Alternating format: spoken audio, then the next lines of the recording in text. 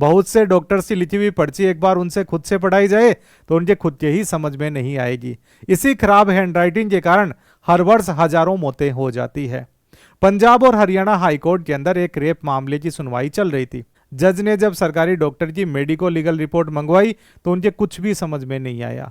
तो उन्होंने कहा कि डॉक्टर्स को अपनी हैंडराइटिंग सुधारनी होगी। कुछ केमिस्टों के अलावा इनकी हैंडराइटिंग किसी के समझ में ही नहीं आती।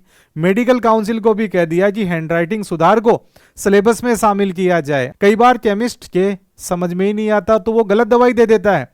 इस कारण से भी बहुत सारे लोग मारे जाते हैं। कारण कई बार सरकारी डॉक्टर्स के द्वारा यह दिया जाता है कि हमारे पास में बहुत सारे मरीज आते हैं और अगर हम लोग हैंडराइटिंग जमा के दवाई लिखेंगे तो यहाँ पे हमारे पास में समय बचेगा ही नहीं, लंबी लाइनें होती है।